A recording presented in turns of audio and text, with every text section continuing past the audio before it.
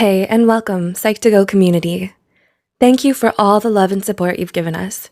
Your ongoing support and desire to assist others with psychology is what helps us continue delivering quality content tailored just for you. Now let's get into this week's topic: love, partnership, soulmate. So many of us spend a good chunk of our lives looking for the one. But what happens when we actually find someone? How do we know if they're the person who's right to spend the rest of our lives with? Or even if starting a relationship with them is the right choice? While compatibility is no guarantee of longevity, studies show that it is directly related to the quality and satisfaction of our relationships. Simply put, the more compatible you and your partner are, the happier you're likely to be with them. Everybody has their own ideas about what qualities and traits their dream partner should have, but rarely do we ever find someone who's a perfect match. Instead, we learn to compromise where we can and grow to love people in spite of their flaws and imperfections. However, it can be hard to differentiate normal differences from incompatibility. So, if you're wondering whether or not you and your significant other are incompatible, here are 7 telltale signs that you probably aren't right for each other. 1. You don't get each other. Right from the get-go, this can tell you a great deal about how good of a match you and your partner make. If you have a hard time understanding how they're feeling, what they're thinking, or what they need, then they might not be the one for you, and vice versa. It's better to be with someone you can be in sync with, someone who picks up and understands your nonverbal cues. They can discern your tone of voice and get what you're trying to tell them. Otherwise, miscommunication and misunderstandings can pile up in your relationship. 2. You're too different from each other. While it's technically true that opposites do attract, every solid, healthy couple should share at least a few similarities with their partner. This doesn't mean having to like all the same music or movies that they do, or even share the same hobbies as them.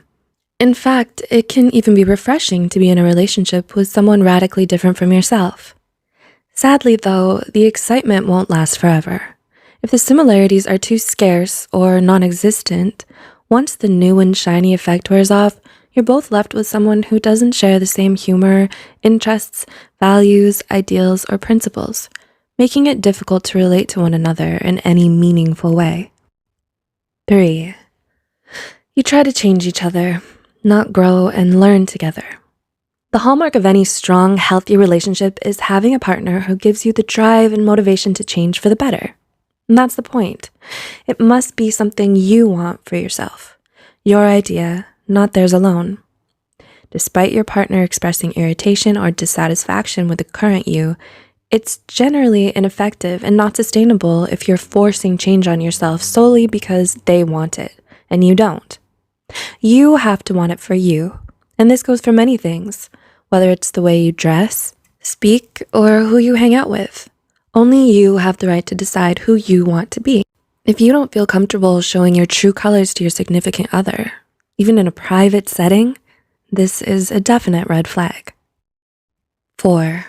There is constant or highly frequent arguing. It's perfectly normal and healthy to disagree with your partner about something from time to time, especially if it's over something that's important to the two of you. We didn't choose this person so we could be with a clone of ourselves. The disagreements become a problem, however, when the arguing is constant and over the tiniest of things.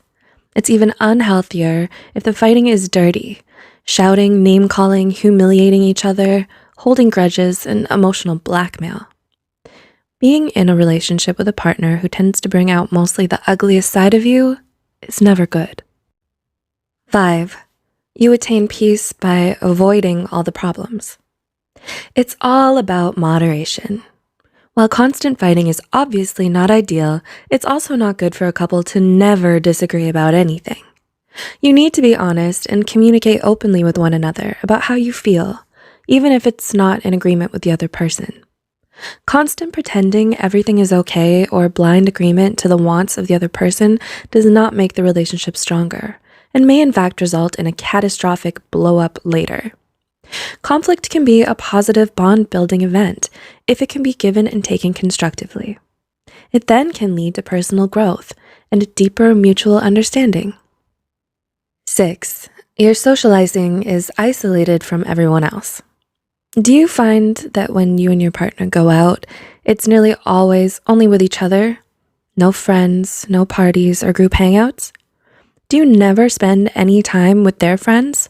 Have you even met their friends? Is their family still a group of mystery people you've never been introduced to? Even though you've been together for a while? If you answered yes to any of these, this could be a potential problem. It's important that you spend time with your partner's loved ones and get to know them better. Couples who make the effort to be close with the other important people in their partner's lives tend to have longer and happier relationships. And 7, you're not attracted to them. Lastly, but most importantly, even when everything seems perfect on paper, if you don't have any romance or chemistry, it's simply not going to work. Without even an inkling of those factors, you might have a best friend, but not necessarily a significant other. The result is that you will naturally be drawn to people you have that more than friends attraction to. The triarchic theory of love by Robert Sternberg even states that although intimacy and commitment are present, without passion, the love you share will only be platonic, like the love shared between you and your friends and family. In the end, there's no such thing as a perfect relationship. Everyone has doubts or disagreements at times with the person they love. A strong, healthy relationship takes ongoing effort, dedication, and also time for it to grow. What's important is finding that someone who, to you, is worth the effort. First impressions and initial choices do not seal your fate. Learning to know and recognize compatibility versus incompatibility will save you much heartbreak and possibly avoid more serious scarring. So take the time to evaluate your relationship with these key points in mind, and honestly ask yourself, is my partner right for me? We hope you enjoyed the video and learned something new about yourself and others. Please like, share, and give feedback or comment below. Let us know what you'd like to see next. Don't forget to subscribe to Psych2Go for more psychology content, and as always, thanks for watching and taking this short psychology journey with us.